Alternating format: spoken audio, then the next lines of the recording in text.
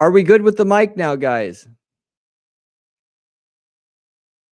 Can you give me a thumbs up if the mic is good now?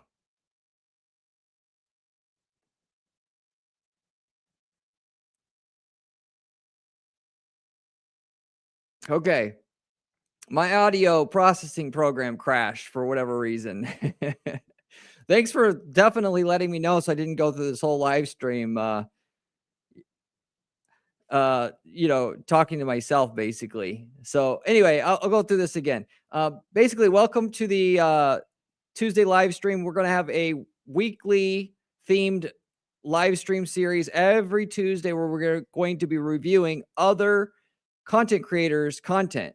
And my main goal of this particular live stream series is to let you guys know what to kind of believe out there, what not to, because it's a common request that I see a lot at our through our channel that you guys are saying, what are other good content creators to listen to? And my answer is never clean and clear, because a lot of what people say is wrong and a lot of what they say is right. And so I don't have, it's not easy for me to recommend other content to review. So, because ultimately, if you don't know, what you don't know, you're going to take in the good with the bad. And so, hopefully on these live streams, I'm going to be able to tell you what to look for and what they're saying and how to kind of verify if it's accurate, that type of thing. I'm also, though, on these live streams going to hear what you guys think about these content creators. Every week, we're going to be reviewing a different content creator's content.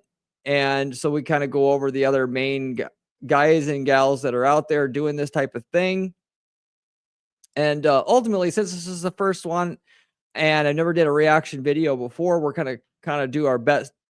I'm going to try my best to make sure that this is as good as it can be, whereas this is still going to be a learning experience for you, for us, and we'll go ahead and try to do this, of which as well, as we don't know, even issues with copyrights, this kind of thing. Maybe the people who I review their content don't like the fact that I review their content, and they're going to try to shut the replay videos down for copyright strikes, which I know people do all the time. So we'll see how this ultimately goes. I am bound and determined to figure this out and find a format that'll work, that you guys like, and that I can easily do. So I'm going to go ahead and try to set up my screen here so we can view what I see on my monitor.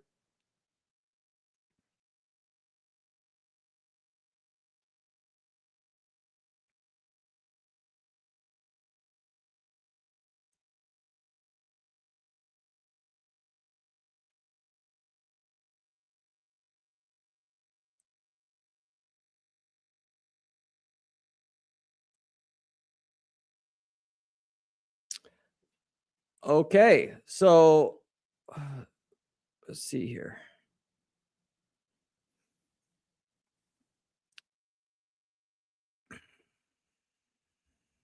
How's this look, guys? Does this look good? Are we set up well here?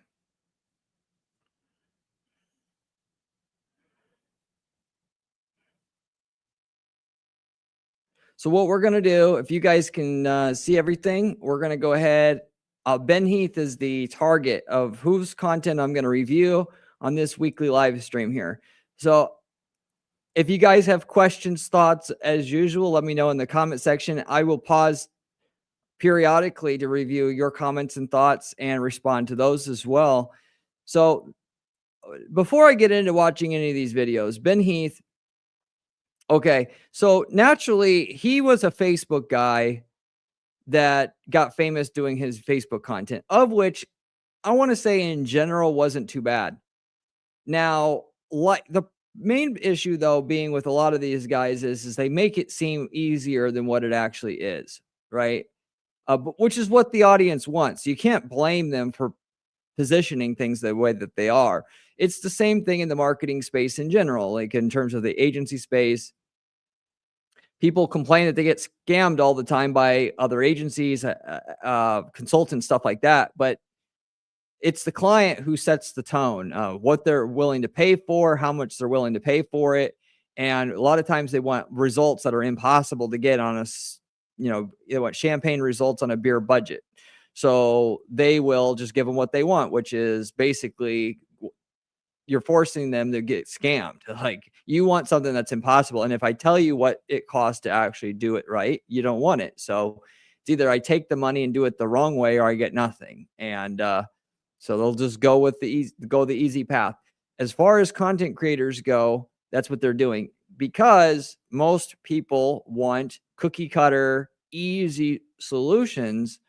Then if you want mass views on YouTube, you got to go that approach. The way that I talk on my channel is so technical, it turns off the average newbie. It's too overwhelming for them, and they don't want to believe that it's going to take this much technical know-how.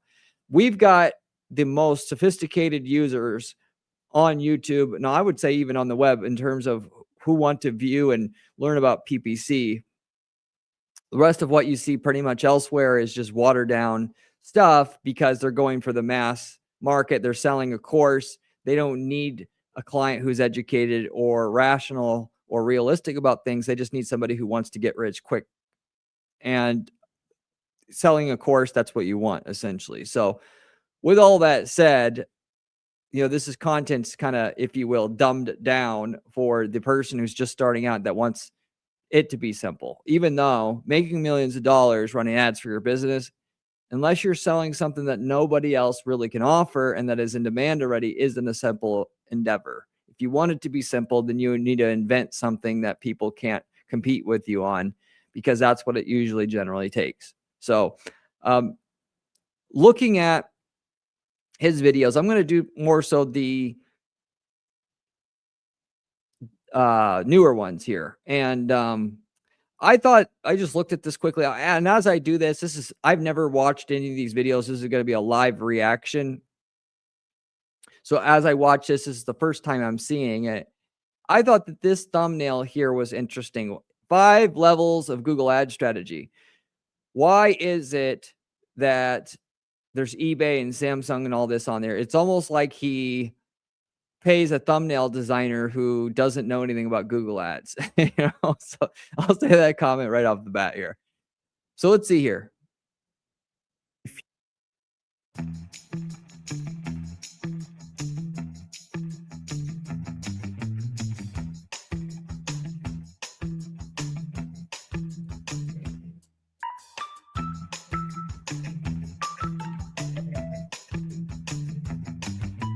Confusing messaging throughout this ad. You've got sort of offers that compete with each other. It's not very clear. So in the description alone, you've got get up to 20% cash back on selected TV. Skip the lawyer, skip the CPA, skip the flight, just form your LLC. Let me show you what... In this video, I'll be looking at 5 real-world companies that all use Google Ads to support their business. Some of these companies sell physical products, some of them are service-based, but all of them do their Google advertising differently. Of course, there are many things that make a business successful or unsuccessful, and there's an incredible amount of nuance involved. But with that said, I found 5 businesses that are already pretty much household names, at least they are at the time of recording, but their strategies on Google Ads vary massively from one to another.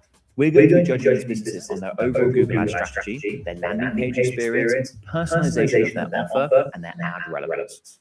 By the end of the video, we'll have looked at all 5 levels of Google Ads marketing and broken down what these businesses do well and where they fall extremely short. Just a heads up, level 5 might come as a bit of a shock. Let's get into it.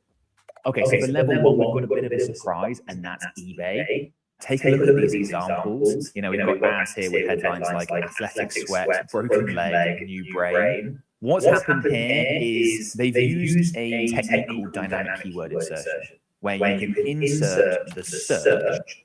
Okay, so dynamic keyword insertion, as I've talked about on my channel before, is better than nothing. We talk about SCAG campaigns, and SCAG campaigns are always going to produce better or the best results, because your ad headline is always going to be custom tailored to the user search if you do them the way that I do them, at least. And because people want relevant ads, and people don't do them because nobody else tells them to do them now, so they don't think they need to do them.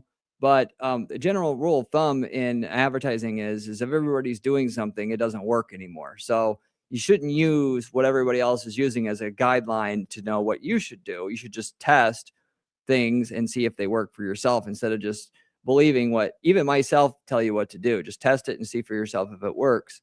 So in replacement of this, mainly because people either don't think they need to, but mainly, in my opinion, is because they're lazy. They want to use dynamic keyword insertion where they use the curly brackets on the ad headline and then just use that to insert the what users type into, or, not to say what to type in, but the keyword that triggers the ad into the ad headline itself. So that someone's searching for into your ads, into your ad copy, specifically the headline here, but it can go wrong, and it definitely has gone wrong. And so that is a good take right away, right off the bat here. It does go wrong. That's why you don't want to use it. Yeah, because these are real ads from eBay where athletic sweat has been searched for, broken leg has been searched for, and then you've got the rest of the ad, huge selection, great deals on broken leg that's been dynamically inserted. It's a good tool, can go wrong, feels very much this has been somewhat of a set it and forget it strategy, and not enough time, care, and attention has been paid to A, the setup, and then B, the ongoing, because if you were regularly monitoring it, you could catch stuff like this and make sure you made some adjustments. Now, for a level 2 Google advertiser, you can expect to see some good signs, but generally this type of advertiser maybe displays a bit of arrogance. They know their products are good, but their ad strategy doesn't necessarily match. You will often see them outranked by their competitors. That's exactly what's happening here with Samsung. So a simple search for buy TVs near Siren Sister brought up this Samsung ad. And in reviewing this, a couple of things that you notice, right? Firstly, it's one thing I will say, just as a small side take. Most of these guys that have the bigger following on YouTube, the reason why, and a lot of you guys know this, is because they do super high-end edits, and the video production to go along with it is high end, right? Like all these fancy animations and whatnot. It covers up for no depth of information. So granted, I don't want to sound like I'm coping and being like, oh, my information's so good, I don't need this or whatever. It's certainly the videos I make would be better if I had the same level of editing. It's just, you have to be careful for this because right? It's like, it's putting lipstick on a pig in a big way. Very generic copy. Like there's nothing particularly enticing to act on to really draw you in, nothing that helps it stand out. You see that one of the recommendations in your Google Ad account when you're writing ads will be to create unique headlines so that you stand out from the other offers. There's also very little personalization or an offer that would suit this particular searcher as opposed to just anyone else in their potential customer base. That's a definite opportunity for improvement. And there's confusing messaging throughout this ad. You've got sort of offers that compete with each other. It's not very clear. So in the description alone, you've got get up to 20% cash back on select.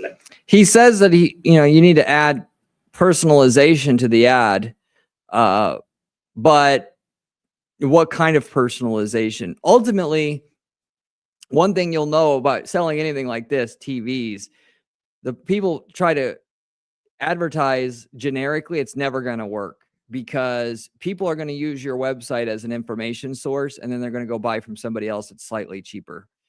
If you're selling anything like this, you have to show up at the last second and right when they're ready to buy. And the way that you do that is you target specific actual model numbers. So like Samsung ARJ12, and ideally buy with the word that a whole thing in there. And then you just show up and you have a perfect crystal clear ad that says buy, insert name of TV, make and model now, ships immediately. And then otherwise you're just going to pay to educate people and it's not profitable, which is why it's better to, if you're going to get into online business, to come up with unique products and services. Because if you're trying to, yes, it's easier to get people to trust you to buy a Samsung TV because they trust Samsung already. Problem is you're a commodity, and what people do right before they buy is they go and they look at 10 other sites to see who's the cheapest after they've done their research. And if you're not the cheapest, you're screwed. So practically speaking, it doesn't even make any sense ultimately, unless you're going to go the route that I mentioned. To TVs plus save up to £100. You've also got that reiterated. So claim up to 20% cash back, £100 off with. I'm going to first see if you guys have any comments here.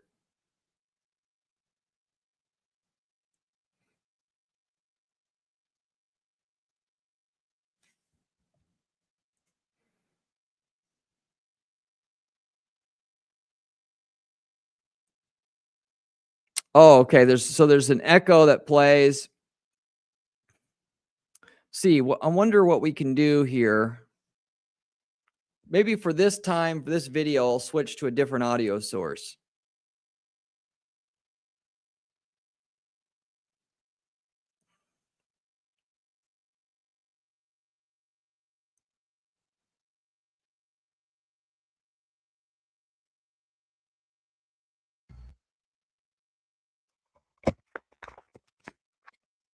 We'll go back to old school headset. We'll see if this works better. We'll try this. Let me know if this is better, guys.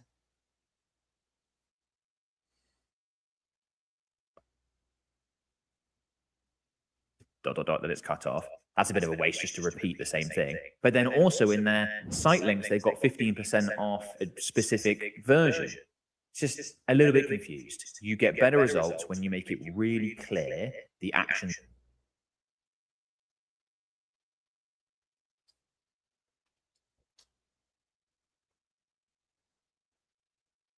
Did the echo go away once I switched to the headset?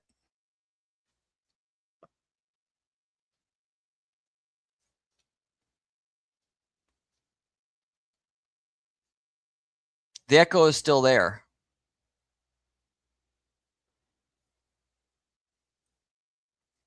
Oh, so the echo is gone now, basically. So we're good. Okay, let's try this again. That you want people to take, and the offer, the thing that you're actually offering, what's the deal, what's the discount, etc. They can improve there for sure. They've got no location-based information in their ad, even though we searched with a physical location. Definitely something that would help improve both click-through rates and conversion rates. If you compare to some of the other ads, like Curry's, for example, they've got location-based information in here. AO has much clearer messaging. Like, that's just really easy and obvious to understand. I'm looking for a TV, next day delivery available. Like, boom, you know the value proposition there immediately. So yeah, a bunch of things that Samsung could improve, and a lot of things they could look to model from their competitors on it. Now for level 3, things are ramping up. And look away if you're hungry, because we've got pizza.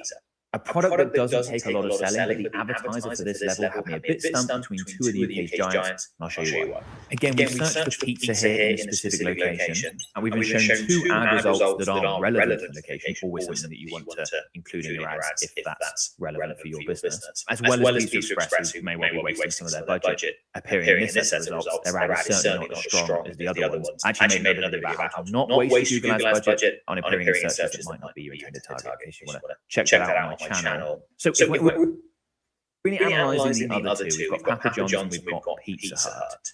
And the big difference between the two, well, there are a few. One of them is, if you look at the site links that... So the first thing here that you basically, he's pointing out is there's like, basically the location is here, but not here in this other ad. I still to this day do not understand why people don't focus on the location, especially like a pizza shop like this. But not just that, any local business. Why are they not mentioning right up front that they're a local business? They want you to squint and see that the city name is in the site link in order to buy or whatever.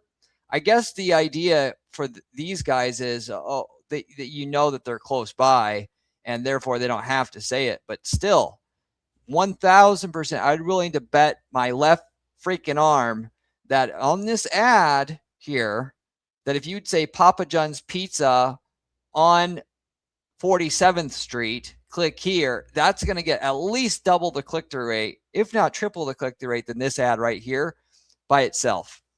Because people always want to know that you're local, and they don't want to have to click through your damn ad to see if you're local or not. But why do people do this? Because they're basically either lazy or I guess they just don't know. It's hard for me to believe that somebody doesn't know that that's relevant or important.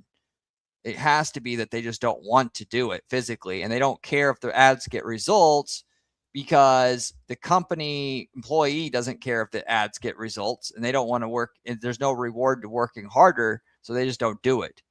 But one thing that even that we do on any service campaign is have the location in the actual ad. So even if we are selling, shipping services, I want people to know where I'm at. Or let's say I have a 3D building scanning services.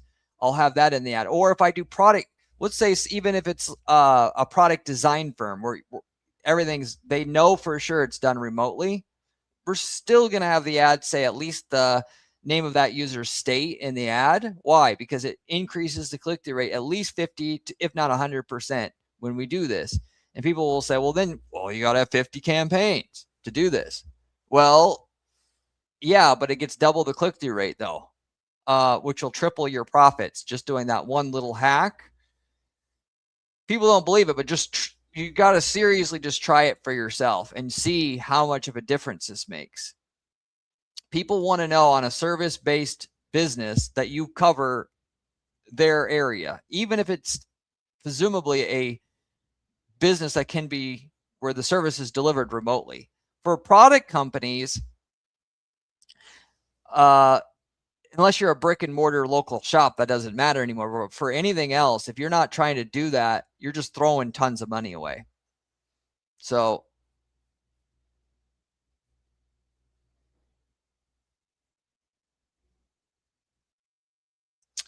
maybe we'll for this particular live stream, guys, it seems like we're struggling with the audio a lot. Maybe I should just axe this for today, and next week I'll come back better prepared, given that we have a terrible echo here, and we'll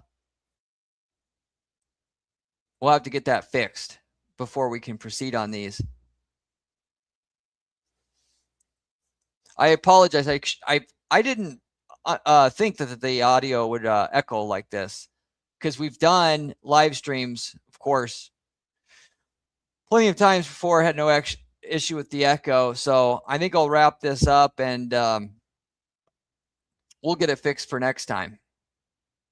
So I apologize for the technical. Like I said, I've never did this type yet. So we'll figure it out for next week. And I think this format's still going to work. We just have to make sure to get it right on our side, and we'll be good. Appreciate your feedback and bearing with me here.